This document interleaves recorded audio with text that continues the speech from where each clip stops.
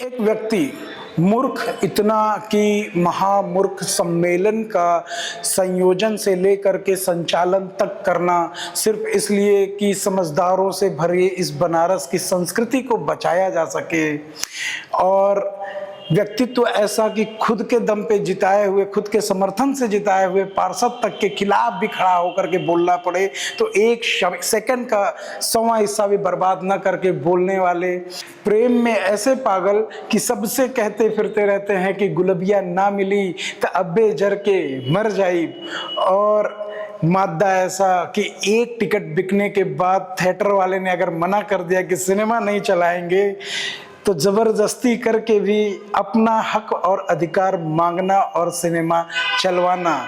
ये काम करने के बाद अनामिका अंबर जी के शब्दों में अगर कहा जाए तो अब ये बनारस के नाम से नहीं जाने जाते हैं बल्कि बनारस इनके नाम से जाना जाता है।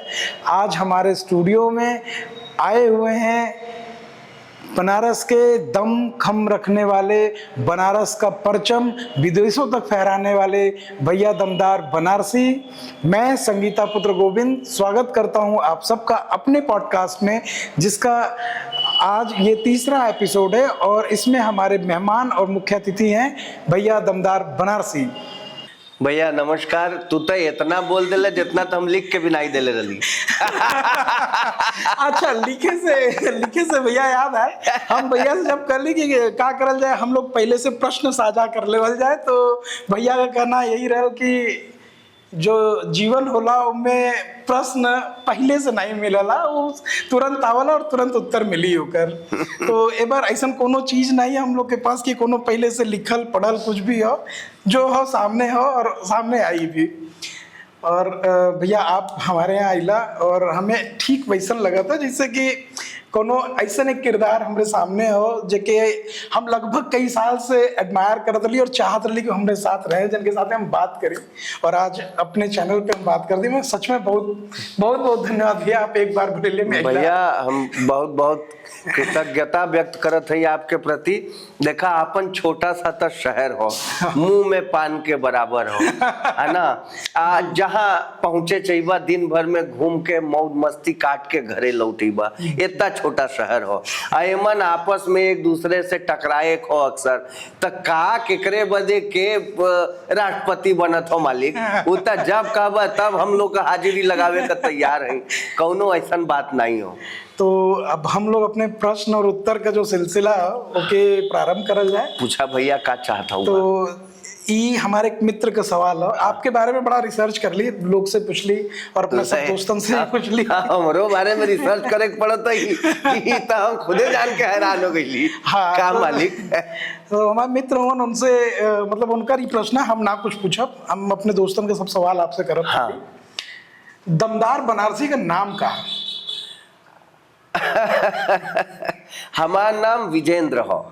अच्छा। हाँ, विजेंद्र भैया का नाम आज हमें भी सच में पहली बार देखा। एक जने हमसे यही तरफ पूछलन, बड़ा जाने के उत्सुक रहलन कि का गुरु का नाम हो। हाँ। तो हम कली दमदार बनारसी, तो हम समझा था नमवा का हो, हम कली विजेंद्र नाम हो।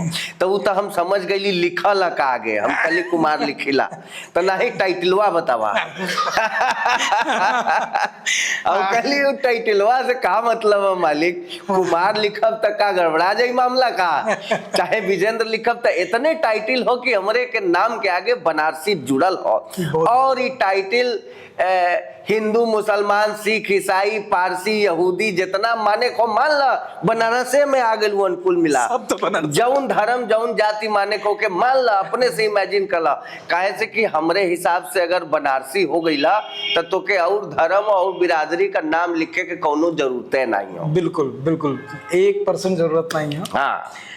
और आप सब के एक चीज और बता दें आपके, अभी हाल ही में नहीं, काफी साल पहले का घटना हो, और एक सिनेमा हॉल रहल जिमन टिकट भैया की एक ठे मिलल रहल। और ये हुआ ये था कि टिकट एक मिला और सिनेमा थिएटर वाले ने बोला कि भाई फिल्म नहीं चलेगी क्योंकि एक टिकट केवल सेल हुआ है।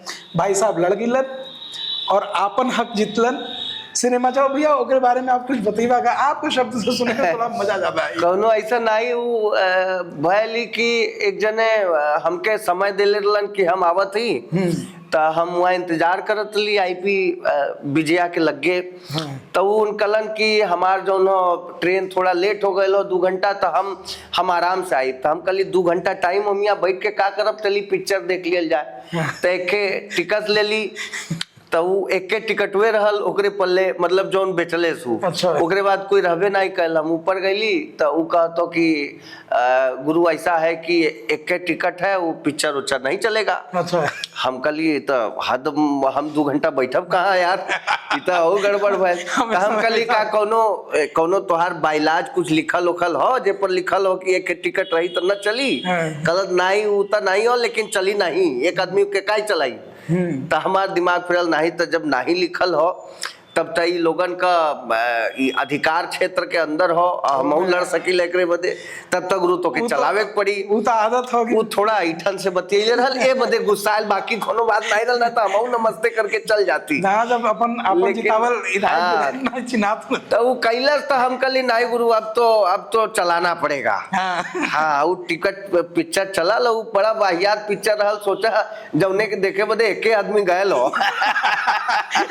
वो पिक्चर कैसन हुई अच्छा नाम बता सकला भैया? अरे ओके याद नहीं आवा तो पता नहीं कौन पिक्चर आई लो कि बधाई दो पता नहीं कौन लगल रहल उस समय ऐसा नहीं कुछ रहल। अच्छा हाँ ना रीजन क्या है ना कि ओकरे बाद से हर थिएटर वाले जो बनारस का उमन हाँ वो लगभग अपने बायलॉज में लिखवा दिले कि 14 टिकट से नीचे अगर बिकी हाँ। तो थिएटर वाला चाहिए तो वो बंद कर क्या बात करत हाँ, हो ये तो हमके जानकारी नहीं हो मतलब एक क्रांति वाला काम हो गया कि हमें बड़ा बढ़िया लगल कि नहीं यार और हम आपके बहुत टाइम से देखत रहे। अरे तो बहुत अच्छा ये तो बहुत बढ़िया भाई ये तो हुए चाहता हाँ, भाई आप इसको लिख के देखे सही बात हो अगर एक के 2 टिकट 10 टिकट बिकत हो और ऊपर अगर सिनेमा हॉल वाला चलावे है तो ओकर नुकसान हो बिल्कुल है ना ओकरे सीट का पैसा रिकवर ना हो देखा क्लीनिंग के स्टाफ का खर्चा ना निकल लोन पना तो कोई भी कर सकला लेकिन ये हो कि ओकर नुकसान हुई हाँ। है ना हमार कोनो उद्देश्य ओकर नुकसान करे के नहीं रहल हाँ, अगर ई जतावे के रहल जी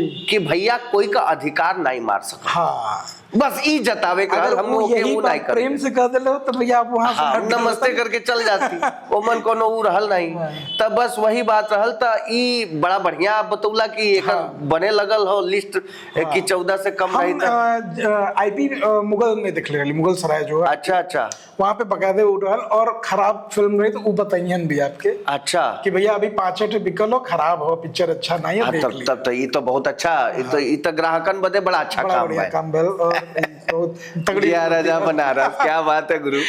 अच्छा बनारस के अल्हड़ता के बारे में अगर 2 शब्द आपसे कहल जाए तो क्या कहब आप? बनारस का लड़ता देखा एक बात बतावत है आपके पहली बात तो ये है कि बनारस में जितने आदमी हुवन ओके अगर पूछ देबा कि बनारस के बारे में बतावा तो ओके जानकारी न रही लेकिन वो बताई इतना बृहद बड़ा सा बना के कि तू सोचबा कि सरवा ऐसे विद्वान कोई है ही नहीं ये नहीं समझला। और सबसे बड़ी बात ये हो कि जितने तरीके के लोग रहियन अपने हिसाब से बताइयन है ना अपने हिसाब से बताइयन का का हो मालिक अतः अबे बचपन से देखत आवत ही सरवा 600 साल तक जिंदा रहला और बनारस में ऐसा पड़ता हो घरे घरे लोग लगावल है कि हो का सरवा पते नहीं हो कोई के पता नहीं है एक साल में 1 इंच बढ़ जाए। अब पूछबा कि हाथी का हो तो कहियन कि हाथी का एक खेसूड़ होला 4 बड़ा बड़ा गोड़ा होला पैर होला एक के पूंछ होला ई न बताइए कि हाथी का हो बताइए घुमा के पूरा बकायदा। हाँ तो हमके बड़ा अच्छा लगला कि ऐसा कोई पूछल आता तो हम तो कुछ नहीं कहला बनारसियन के बस एक के परिचय हो हमरे नजर में हम बनारस का अगर डिस्क्राइब करे बैठी तो न कर पाई हमरे औकात से बाहर हो। बनारस के अगर हम कोई का बता दें कि हमरे औकात से बाहर हो कोई के औकात में सूरदास जी बहुत बढ़िया लिख के मर गईलन बेचारे एक पद लिख ले रहलन कि हम मेरो मन अनत कहाँ सुख पावे जैसे उड़ी जहाज को पक्षी फिर जहाज पे आवे हो कि नहीं बिल्कुल तो बनारस वही जहाज हो यहाँ जे बनारसी हो वो दूसरे ठौर ठिकाना खोजे बदे पूरी दुनिया में घूम ली, नहीं, आगे कहीं नहीं। शांति न मिली, ओके अंततः यही जहाज पर आवे के पड़ी, समझला। तो एकदम हमार जीवन रहला हाँ, भटकल। औमन एक लाइन हो कि जो गूंगो मीठो फल को रस अंतर मन ही भावे। जैसे कौनो गूंगा आदमी का मीठा फल खियादा आम और पूछा कि कैसा लगा, कैसा ना, वो बता ही न पावे, वो बता न पाई, महसूस करी सब। हाँ, बड़ा मजा आया, मजा ले, ना पाई। आनंद। बनारस यही हो, आप एके महसूस कर सकला, आप एकरे आनंद में घुस सकला, डुबकी लगा सकला, कोई का बता नहीं सकता। बनारस शब्द में बतावे वाला चीजें नहीं हो, कुछ नहीं है, कुछ नहीं हो। हम तो सोचली बनारसियन के परिचय कुछ लिखल जा रे, कुछ तो बोलबा। का बोलबा। तो हम कहली कि भाई यहाँ भोर भिनुसार भाई बंधुन के गंगा में नहाई नित्य स्वस्थ है बनारसी। मौज मस्ती मजा मनोरंजन मजाक मान नित्य कर्म पद्धति में व्यस्त है बनारसी। यदि साधु संत ऋषि मुनियों की टोली यहाँ ठग है, उचक्के जबरदस्त है बनारसी। और शिव का नगर शिव गण ही निवास करे, भक्ति में भांग छाने मस्त है बनारसी। बनारसी हमेशा मस्त रहने वाले का नाम है। प्रश्न आगे बढ़ी, बढ़ावा इनमें रही कि गाली और बनारस का आपस में कितना समन्वय हो। कहे से कि बहुत सा फिल्म बनल बनारस पे जब में गाली भर भर के देवल गया, लेकिन वो गाली बनारस में कहीं हो नहीं। ई कहीं ऐसा तो नहीं कि बनारस का छवि खराब करे के लिए हो या का हो? आपके शब्द। देखा, एक बात ही हो कि हम गाली का बड़ा समर्थक नहीं रहे, शुरू से नहीं हुई। हाँ। हमके बड़ा खुशी होला जब चौराहा पर या कहीं रास्ता चलत कोई अपन छोटा बच्चा लेके आवला, कहला कि ए गुरु देखा ये हमारा बचवा तोहार फैन हो, हाँ सुना सुना था कह तो बेटा, तो वो बचवा कहले राम राम गुरु पाला की हम दमदार बनारसी।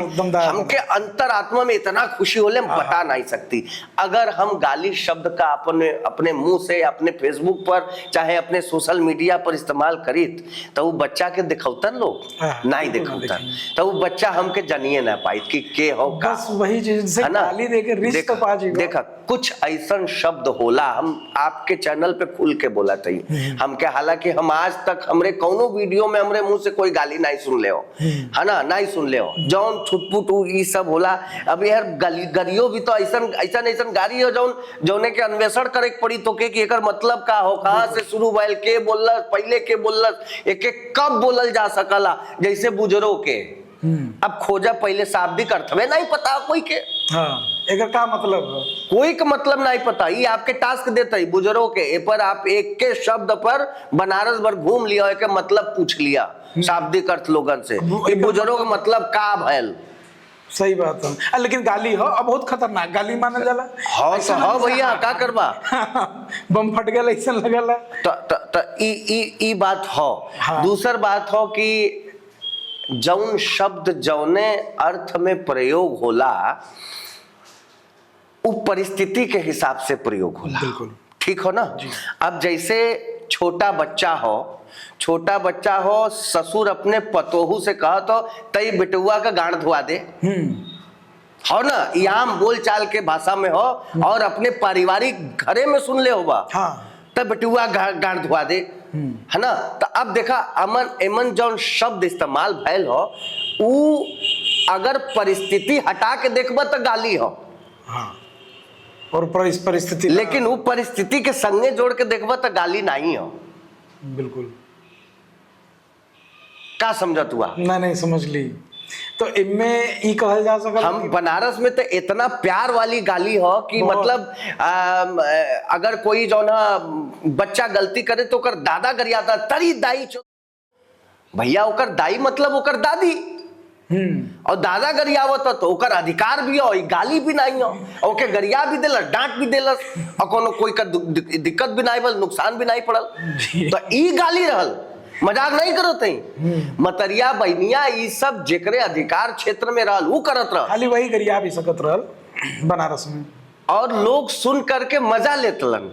हंसतलन। जैसे हर जगह कोनो न कोनो कैरेक्टर ऐसा होला जेके थोड़ा सा पिन कर दे तो सरवा पगला जाले, लगा लगरी आवे, लगा लगरी, लेकिन वो भी गाड़ी दे समय दिमाग का इस्तेमाल करला कि एकरे के कौन गाड़ी देवे के चाहिए। अभी ऐसे पहले जो समझला, अब ऐसा रहल मामला कि एक कई जने हुआ घाट के तरफ अइबा तक खुद समझ जीवा। हाँ, अब बैठल है या सब लोग बैठ के, तो हमा एक जने बड़े प्रिय हुआ, उनका नाम न लेबे पर, तो वो बगल वाले के छेड़े के, चूंकि उनके सार बहनोई का रिश्ता हो, तो बगल वाले के छेड़े कहलन कि दमदार गुरु देखा ई हमार जीजा हुवन, हमार बाबूजी इनके टीन के चश्मा लगा के खोजेगा ललन ई सरवा करिया निकलल हो, अब वो लगियन करियावे उनके। देखा ई हंसी मजाक वाले गाड़ी है, और लोग जानबूझ के खोदल। हाँ, ये हाथ से एक गाड़ी हास प्रयास वाला ही गाड़ी हो, लोग रेफरेंस देवाला कि नहीं भगवान राम के भी गाड़ी दे, तो राम का भगवान के मतरिया बनिया कोई थोड़ी कइले रहल हुआ मिथिला में। राम के खाली नेपाल में गाड़ी नहीं, वहां भी मतरिया बनिया भैलल नहीं ना, तो सिस्टम गाड़ी प्यार वाली गाड़ी रहल। और गाड़ी मतलब ससुराल में तो के गाड़ी देवे के अधिकारी हो, वो आदमी अगर गरियावत हो तो गाड़ी थोड़े लगी, वो प्यार लगी, आशीर्वाद लगी। बनारस में भी यही सिस्टम रहल। 3-4 चुतिया अपने हिसाब से बकवास करके बोललन कि बनारस में ये गाड़ी चलला, गाड़ी के बिना बात ना होला, ई ना होला, वो सब बेवकूफ भवन सारे, उनके पते नहीं हो का। सही बात है, मतलब बहुत सा फिल्म आया, ये सब हमरे शहर का नाम खराब करत हुआ ना, बाकी कुछ नहीं करत हुआ। वही चीज है, कैसे कि बहुत सा फिल्म आयल रहा पर अब गाली से याद आ गया। आप एक गाली अभी दिला, तो हमारा गुरुजी गुरुजी मतलब कंप्यूटर पढ़ावत रहा हम लोग के, तो उनमें उनका एक शिष्य रहा ना, उनका नाम ना ले, वो समझ जी केकरे बदे रहा वो मतलब जब उनके पढ़ावे जाए तो उनकर जो माता जी रहे तो भाभी लगे गुरुजी का, तो ऐसे ही हम लोग के बिना पैसा का पढ़े ले गुरुजी कोनो फीस ना ले रहा, तो सब लोग ले जाके अपने बच्चन के छोड़ दे कि अच्छा पढ़ावा गुरुजी तू ही पढ़ावा, तो पूरा प्रहलाद घाट उनके गुरुए जी का है। तो वो जब वो आ जाए कोनो कमुआ बिगड़े या बनना जो भी रहे, तो ओके अब तो पहले वही एक शब्द दे तेरे समझ में नहीं आवा था ये, और हमने के लगे कि ये गाली है, लेकिन वो बड़ा प्यार से कहे। और जब भाभी आवे तो एकदम बढ़िया से उनके साथ बढ़िया बातचीत रहा, चाय वाय सब खुद बना के लिए आवे, थमावे गाड़ी देवे के। अच्छा, अब कैसन को गाड़ी के बात करला, तो गाड़ी का असल मजा बनारस में और पूर्वांचल में हो, और वो भी खास बनारस में।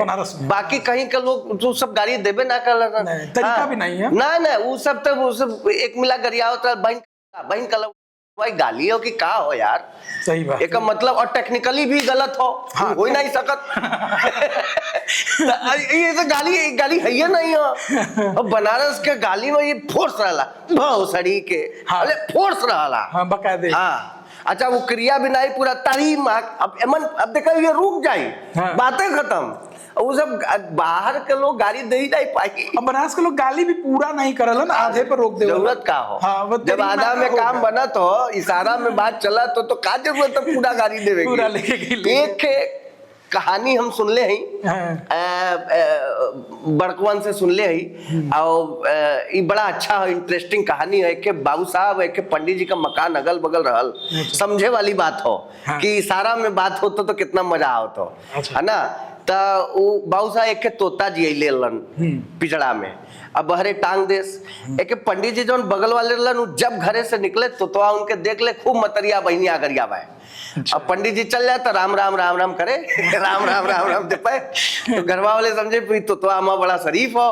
पंडित जी के जब बर्दाश्त ना भइल तो उनके दरवाजा खटखटैलन, कहलन देखा बाबू साहब ऐसा हो कि तोहार जो सुग्गा जेले हुआ ये बहुत हरामी हो सरवा, जब हमके देखला तब मतरिया बनिया करे ये के समझा दा। पतरा सा बेत रख ले बाबू साहब, अब वो बेतवा से पिजड़ा में कोच कोच के ओके बड़ा मार मरले, सारे गरीबे सारे, तो कहला ना बाबू साहब ना गरियाई, राम राम राम राम कहब, तो ओके मार के फिर टांग देलन ओके। अब अगले दिन पंडित जी निकलन, तो देखले, पंडित जी भी मुड़ के देखलन, कुछ नहीं बोलले, आगे बढ़लन थोड़ा सा, फिर सोचलन सरवा गरियावत नहीं हो, का बात हो। फिर पीछे मुड़ के देखलन तो वो देखत हो, कुछ नहीं बोला तो आउट निकल गइलन, गली से पार हो गइलन, फिर झांक के देखत हो तो के तो ऐसे करत गुरु समझ तो गइले हो समझ तो गइले हो बाबू साहब मरले हो डंडा कोच कोच के हम बोला नहीं, लेकिन मने मन गरियावत ही मुझे वाले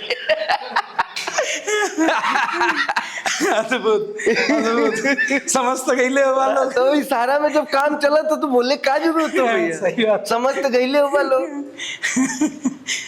प्रश्न आगे बढ़ी। हाँ अभी हाल ही में एक न्यूज़ आयल जिसमें यह कि अब मसान का होली शायद न खेलल जाई। हाँ, आपका सरोकार ऐसे कितना हो समर्थन में और कितना हो एकरे खिलाफ? देखा, समर्थन और खिलाफ का बात न करब। मसान का होली का परंपरा आज का नहीं हो। हाँ। ठीक है ना, कि कितना हजार साल पहले के हो, जब से आप तो जानल ना कि काशी इतिहास से भी पुरानी नगरी है, हाँ, हो ना। हाँ, इसका एंड नहीं, हाँ मतलब स्टार्ट नहीं। हाँ, तो अब कि कितना साल पुराना मसान का होली का परंपरा हो ये हम न बता सकीला, लेकिन मसान का होली शास्त्रोक्त हो, परंपरा के अनुरूप हो, एकर विरोध नहीं होए चाहिए। विरोध बस आप गृहस्थ लोगन के करा। वो मसान के होली खाली नागा सन्यासियन बदे हो, साधुअन बदे हो, जौन बैरागी हुवन उनकरे बदे हो, गृहस्थन बदे नहीं हो। घरे के मेहरारू चल जाते हैं रील बनावे के चक्कर में, भभू चितार। अरे भाई, अपने हिंदू धर्म के हिसाब से शमशान घाट में औरतन के प्रवेश वर्जित हो, वर्जित है। तो आओ आप केकर चिता जरत हो, केकरे चिता का राख अपने कपारे पे लेके आवत हुआ लोग, तुम लोगन के शर्म नहीं आवत हो? पाप लगी, महापाप लगी। जितने भी लोग गृहस्थ हुवन, गृहस्थ जीवन में सन्यासी नहीं हुवन, साधु नहीं हुवन, वो जाके अगर चिता का होली खेलत हुवन भस्म के, तो पाप करत हुवन, उनका सर्वनाश हो जाई, कुल नाश हो जाई। वहां पे हाँ, वो लोगन पे बैन लगावा, शमशान का होली पर बैन नहीं लगे चाहिए। हाँ, शायद यही न्यूज़ भी यही है कि नहीं, यही होना चाहिए। और का जौन चीज जकरे बदे बनल हो ओकरे बदे रहेगा कि तू में घुस जीवा। कोई भी जाकर के ना, कोई भी कहीं नहीं ना घुस सकला। आपके जहाँ घुसे के जगह हो आप वहाँ घुसा, दूसरे के घुसे वाली जगह में काहे घुसत हुआ? इशारे में समझ जिया। नहीं मैम, हम होलिये के बात करत थी यार। इस समय आप भैया एकदम फगनाया होगा, और होली से 2010-12 के आसपास का होली, हाँ। और 2022 से 25 के आसपास का कोविड के बाद का होली, हाँ। में बनारस में का परिवर्तन फैला, इस पर अगर कुछ बात? भैया ऐसा पूछा तू जैसे सबसे पुराठ आदमी हम ही है बैठ के, तो के पूरा इतिहास का जानकारी हमके लगी। अरे नहीं मालिक, अरे बाप रे बाप, हमने से ज्यादा देख ले हुआ। नहीं नहीं नहीं, बनारस तो कोई पूरा देख ही नहीं सकत। हमने से ज्यादा देख ले, पूरा नहीं। हम ऐसा न हो कि हम का देख ले है कि हम लोग अपने बचपन में कितना गजब का बचपना जीले ही। हमरे संगे, हमरे बराबरी के, हमरे पीढ़ी के जितना लोग हो, वो राजा का बचपना जीले हो। हाँ। अब के लड़कन मती नहीं हो। पहली बात तो जब हम लोग मस्ती करके इतना निकलल ही, तो जाहिर सी बात तो हम लोगन के समय में कौनो त्योहार हो वही आलीशान त्योहार बनल हो हम लोगन के, कहे के बात नहीं हो। आजकल के कुछ बनारसी लोगन में हम थोड़ा सा कमी देख ले हैं कि हद से ज्यादा पैसा के पीछे भागे वाली आदत पकड़ल जात हो। पहले ऐसा नहीं रहल। पहले नहीं, पहले खर्चा भी शायद कम रहल। नहीं, खर्चा भी कम रहल, महंगाई भी कम रहल, सब कुछ के बावजूद ऐसा पहले नहीं, मनोवृत्ति नहीं बदलल। हाँ। आजकल मनोवृत्ति बदलल जा, चालाकी ज्यादा बढ़ गई। हाँ, हमके बड़ा तकलीफ भइल जब महाकुंभ में देखली कि यहाँ का ऑटो वाले 1 किलोमीटर जाए बदे 700 रुपया लेत हुवन, वहू पर हेड 700। करेजा निकल गए। हम कल सब कहाँ से आयल हुवन? एक बार सब बाहरी हुवन। एक बार हमारे यहाँ अपना ही मतलब साथ का सहकर्मी रहलन, और वो गए रहना मैदागिन पे ही, और कुछ काम रहल मैदागिन से उनके लहुरावीर जाए के रहल, और मैदागिन से लहुरावीर का किराया 300 रुपया शाम के टाइम पे मंगले रहलन। और कोनो बनारसी लहुरावीर से मैदागिन से लहुरावीर 300 तो ना दे। वो आदमी पैदल वहाँ गल, फिर वहां से बाइक मंगवा करके फिर आ गल, लेकिन वो 300 वाला गेम तो हमें भी समझ में नहीं आया। नहीं, बहुत बहुत तकलीफ भइल भैया। और ये सब हम कहत है ना, ये सब ने के अंदर बनारसी पना नहीं हो, ये सब बहरी हुवन।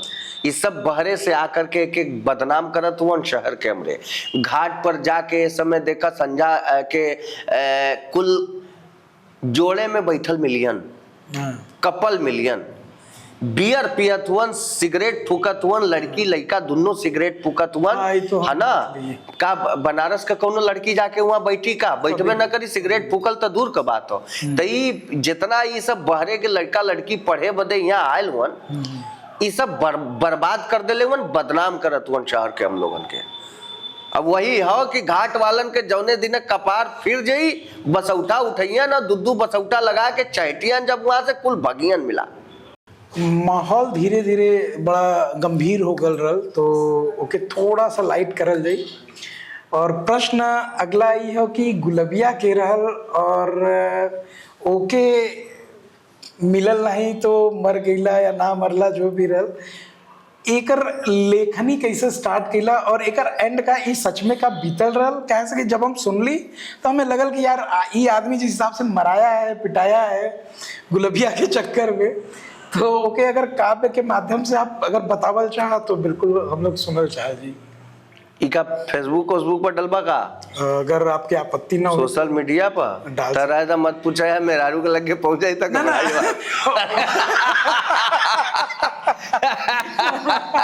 कौनो तरह तोपले ढकले ही पता चलल कि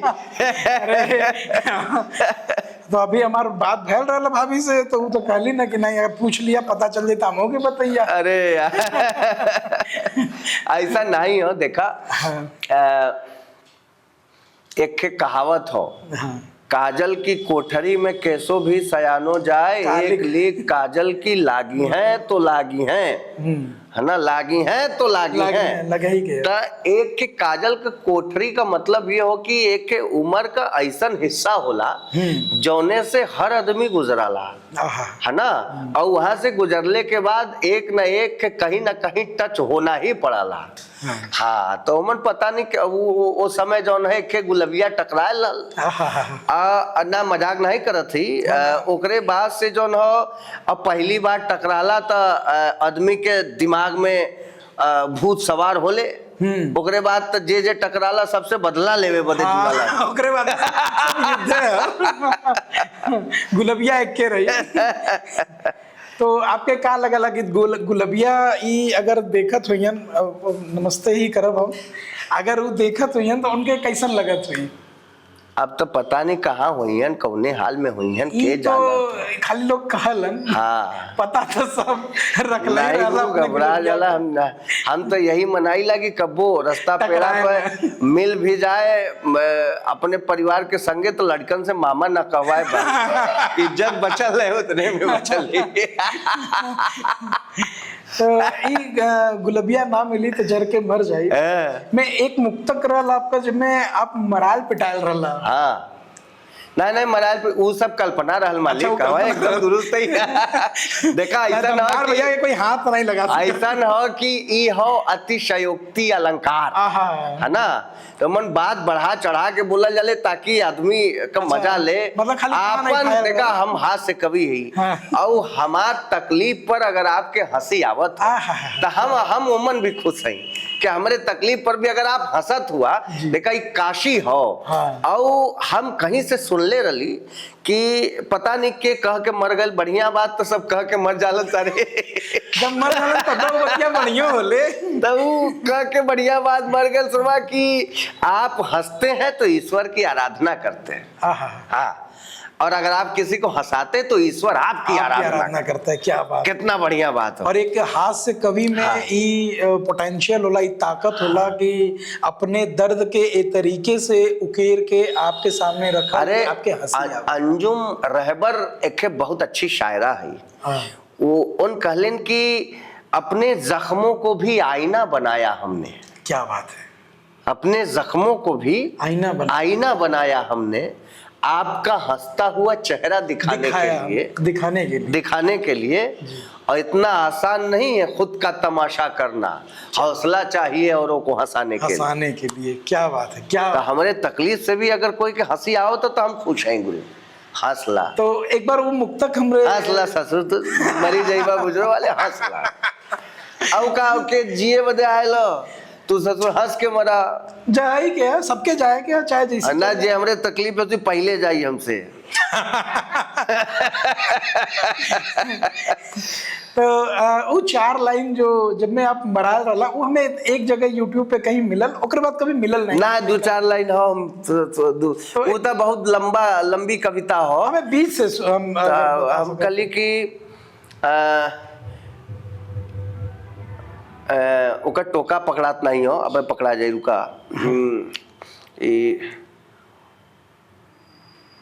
हाँ कि वो अगर साथ दे दे तो हम गिर के संभर जाए। वो अगर साथ दे दे तो हम गिर के संभर जाए, जौन उलझल भयल हो जिंदगी आखिर संवर जाए।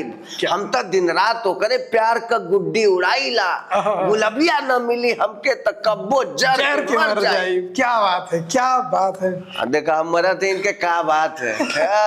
यही वही करेंगे कि आपके दर्द पे अगर हम ना हंसब भैया तो हम तो से पहले मरम ना तो हंसला भैया। हम चाहब कि आपके घाटे हम पहुंचाई ना कि नहीं कोई के संगे घाटे जाइली तब पुण्य का काम हो, और जाई के तो सब जने के हई हो, जाएगा तो सबई के। हम तो अपन वसीयत कर दिले हैं कि हमरे तेरही में गुलाब जामुन बने बढ़िया वाला, गुलबिया रंग का। हाँ तो देखा जामुन का भी गुलाबी वो होए चाहिए पूरा ओकर तारतम्य हो, है ना।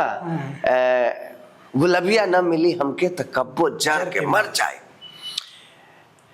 संगीन से हम अपने प्यार का किस्सा सुनाईला, गुलबिया से मिले खातिर मुड़ेरा डाक जाइला। क्या बात। चचेरा 4 सग्गा 7 थे भाई गुलबिया के, जौन दिन धर पकड़ होला चपक के लात खाई। लगाईला फेयर लवली, आजकल ओकर नाम बदल गए लो, सीधे सीधे जाई तो कॉपीराइट न आई, चिंता जिन करे। लगाईला फेयर लवली 7 दिन में निखर जाई, गुलबिया न मिली हमके तो कब्बो जर के मर जाए। बड़ा लंबा हो। लोग उस शायर लोग आवलन तो अपन तारीफ करलन कि भाई डार्लिंग तुम्हारी आंखों में दुनिया दिखाई देती है, तुम्हारी आंखें समुद्र जैसी हैं, तुम्हारी आंखें झील जैसी हैं, तुम्हारी का चूतिया पाओ नहीं, हमरे गुलबिया का जैसा नाक रहल वैसा बतावत ही भैया। ओकरे आँखी का गढ़इये में डूब जाइब हम। अच्छा गढ़इये, गढ़ई होता नाला छोटा सा होला, मतलब जिसमें अरे वो कुल बुझत हुआ नहीं यार, तू इंग्लैंड वालन के थोड़ी समझावत हुआ। ओकरी आँखी का गढ़इये में डूब जाइब हम, फिर सारे जहां से अच्छा वाला गीत गाइब हम। क्या बात। वही तो चाय बेचिला गुरु प्रधान होवेदा, इमरती रानी के जैसे होके मंत्री बनाइब हम। क्या बात है, क्या बात। भले हम हार जाइब, वोट न पाइब, पसर जाइब, गुलबिया न मिली हमके तो कब्बो जर के मर जाए। क्या बात। बड़ा खर्चा कैले गुलबिया के पीछे भैया, बहुत खर्चा, बहुत खर्चा। अपने बाऊ का गाड़ी बेच के हम कुल दे देली। क्या गुलबिया भैया, इतना पैसा अपने बाऊ का गाड़ी बेच के हम कुल दे देली, सजावट के लिए सोफा पलंग स्टूल दे देली, बस एक के गलती पर सब मार के फेचकुर फेंका देलन, गुलबिया के बहन के एक दिन हम फूल दे देली। क्या बात है। कोई हमके गलत समझी टूट जाई, बिखर जाई, गुलबिया न मिली हमके तो कब्बो जर के मर जाई।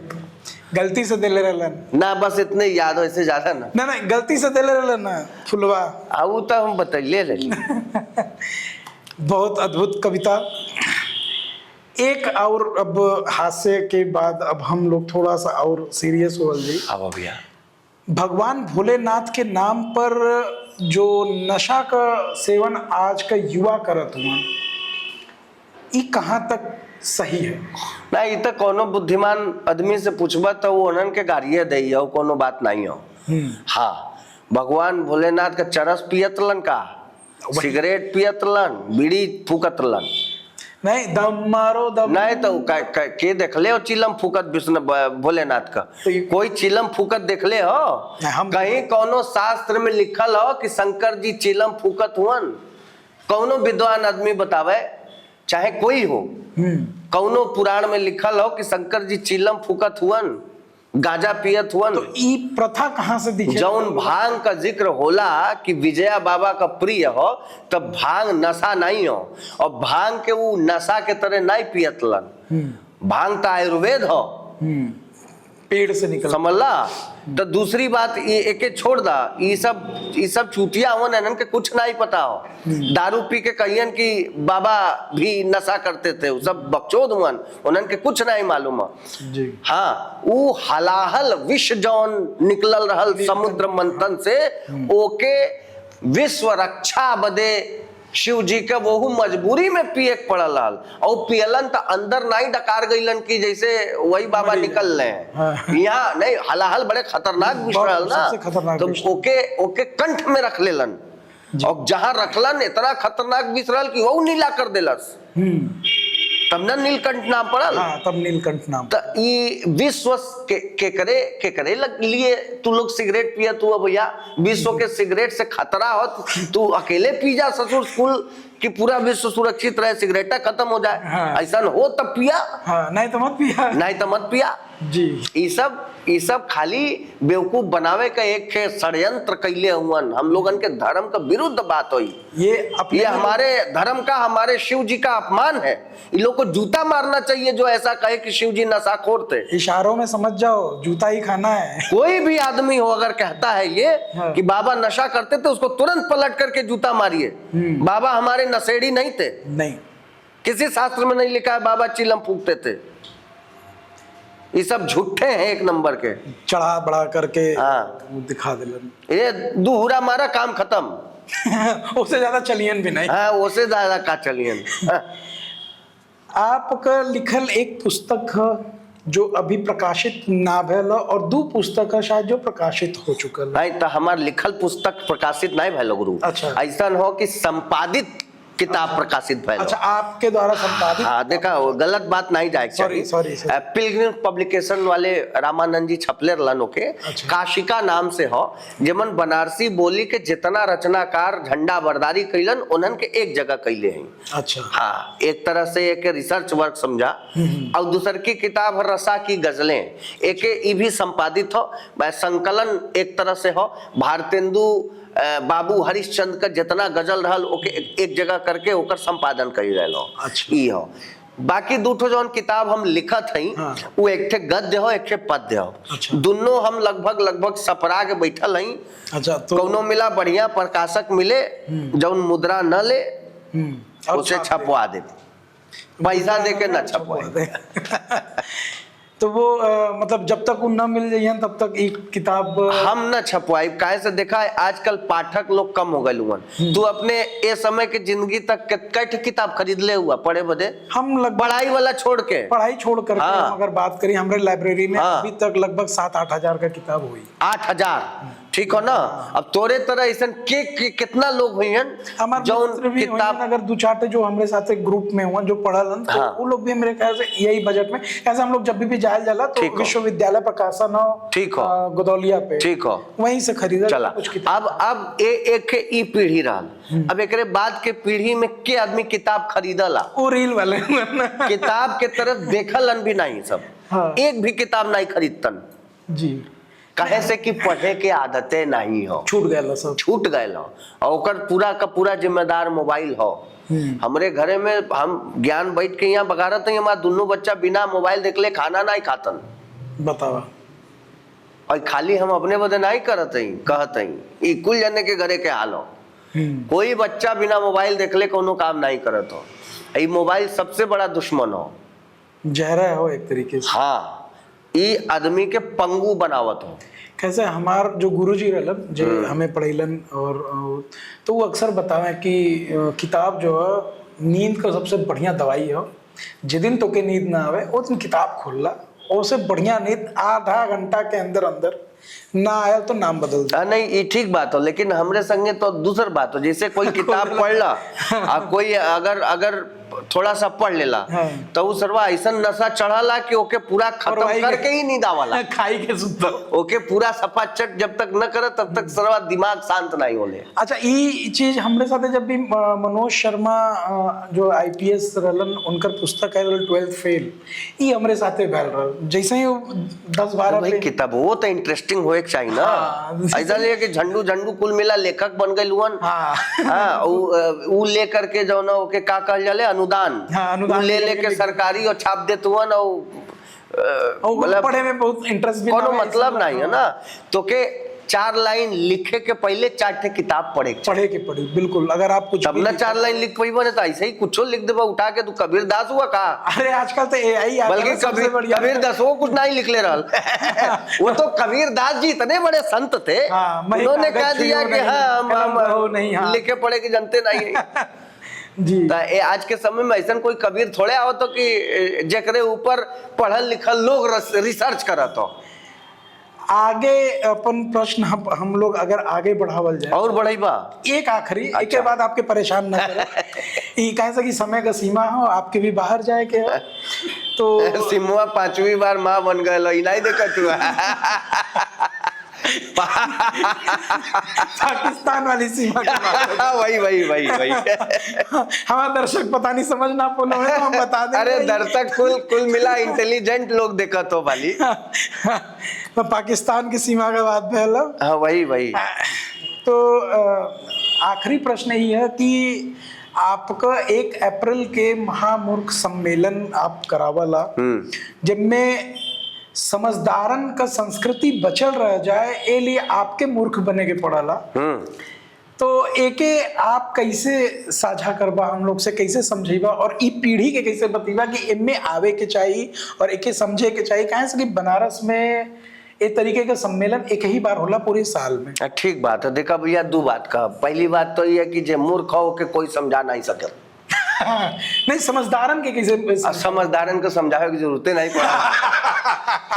तो 2 आती है, ये महामूर्ख जो मेला हो एके हम करीला, ये हम न कहा। एके पूरा बनारस मिल के करला। काहे से कि बनारस का पहचान हो। हमार पूज्य गुरुदेव पंडित सुदामा तिवारी साहड़ बनारसी जी एके शुरू कैले रहलन। स्वर्गीय धर्मशील चतुर्वेदी जी एके शुरू कैले रहलन, है ना। तो ई लोगन का ई फसल लगावल हो आज 58 साल हो गए हो। 58 साल हमें से कोई पैदे नहीं भरल 58 साल पहले। तो 58 साल से जौन परंपरा चलत हो, शाम होते होते संझा के पूरा घाट भर जाला 7 बजे, है ना। कोई के न्योता देवे की जरूरत नहीं पड़ला कि तू आवा। वो सब अपन आयोजन समझ के आवलन, देखलन, मस्त हो जालन। हम लोग उमन का करीला देखा, सबसे बड़ा मूर्खता का हो? व्यक्ति का जीवन का सबसे बड़ा मूर्खता विवाह हो। जौन आदमी विवाह कर लेला वो मूर्ख बन गल जिंदगी भर के लिए, खत्म। समझला। तो हम लोग यही थीम पर उमन ब्याह कराइला, समझला कि एक के उल्टा। अच्छा। मतलब जौन स्त्री हो, औरत हो, ओके दुल्हा बनावल जाले और मर्द बनला दुल्हन। अवंट संट मंत्र से ब्याह होले, ओकरे बाद छुट्टी छुट्टा तुरंते। जब ब्याहवे वंट संट होता तो छुट्टी छुट्टा ना होई, तुरंते छुट्टी छुट्टा कौनो तरह मनावल जाला कि 1 साल तक निभावा, ओकरे बाद देखिया जब अगले साल अलगुआ हो जाए। हाँ, तो ई चलला। ओकरे बाद जौन विलुप्त होत संस्कृति हो, अपन फरुआ, अहिरऊ, धोबिया, ये सब जो नृत्य हो, संगीत हो, जो विलुप्ति के कगार पर हो, ओके संरक्षण बदे हम लोग वो नृत्य के और गायन के प्रस्तुति कराई ले जा एक थे, ताकि वो संरक्षित रहे, संरक्षण में रहे, बचल रहे। अच्छा, समझला। कौन विद्वान लोग के बड़ा बड़ा करावत हो, या कोई नहीं करावत। विद्वान कहाँ मूर्खन ने जिम्मा उठैयन तो ओके करावल जाला ताकि वो बचल है। और हर साल अलग थीम पर गलत व्यवस्था पर प्रहार करे के लिए, व्यंगात्मक प्रहार करे बदे हाथ से कवि और कलाकारन के बुलावल जाला देश भर से। वो आवलन और रात भर हंसी ठट्टा होले। मतलब महामूर्ख मेला में आप चल जीवा तो 1 साल बदे मनहूसियत तो से दूर भाग जाई। अगर कहे जीवन से मनहूसियत हटावल चाहते हो तो महामूर्ख मेला में जरूर आवा। 1 अप्रैल। आगे तुम्हार मर्जी, आइबा तो ठीक है, और नहीं तो हइये हुआ विद्वान। हाँ विद्वान हो का, मूर्ख तो वहीं पे मिली है। अच्छा, मऊर जो खिलावल जाता रहा भैया, मऊर आप नाम सुन ले, मऊर खिलावल जाता रहा। हाँ, तो वो अभी होला कि ना होला? नहीं, अब ना होला। देखा ये विलुप्त हो गए, विलुप्त। ये बड़ा तकलीफ दे हो, है ना। हाँ। इनमें बड़ा मजा आवे और हम अपने गुरुजी के कहा हम तो कबो नहीं सुनला, अब तक कबो कहीं देखे कभी नहीं हम मिला। एक बार गए वही 2008 के आसपास में, हम कहीं एक बार गए वो बताओ कहीं होत भी होई तो ओकर प्रचार नहीं होता। हाँ, तो प्रचारित करे की जरूरत हो। अगर आप लोगन के नजर में कहीं ऐसा हुई तो आप ओके वीडियो बना के, अब एकमात्र साधन यही हो, सोशल मीडिया ही आपके सबसे बड़ा घातक भी हो आपके लिए और सबसे बड़ा ताकत भी हो आपके लिए। तो एक ताकत के लिए तरह से इस्तेमाल करा, और कहीं हो तो ओके वीडियो बना के, छोटा छोटा रील बना के ओके वायरल करावा, ताकि लोगन तक पहुंच सके कि ऐसा होला मऊर होला। हाँ। में बड़ा कलाकारी रहे कि मतलब आज भी बनारस में अगर कोई खिला दिलस कोई के कि अरे आवत है 10 मिनट में पहुंचली, 2 मिनट में पहुंचली, और ना पहुंचला तो सामने वाला कह लगे बे मऊर खिलावत भी। तो ये विलुप्त हो गया, और इस विलुप्ति के साथ साथ हम लोग भी समाप्त करेंगे अपनी बातों को। अब तक का जो भी हमारा ये बातचीत रही है, और इन बातों के बाद समाप्त करते हैं हम अपनी वाणियों को, क्योंकि अब भैया को भी निकलना है। तो बहुत बहुत धन्यवाद। अगले पॉडकास्ट में मिलेंगे एक और नए गेस्ट। जाने से पहले भैया के 2 शब्द, फिर हम निकल जाएंगे। कुछ नहीं, हमका 3 शब्द कहब। अच्छा। हर हर महादेव। महादेव महादेव। बनारस में बोला जाला नमः पार्वती पतये हर हर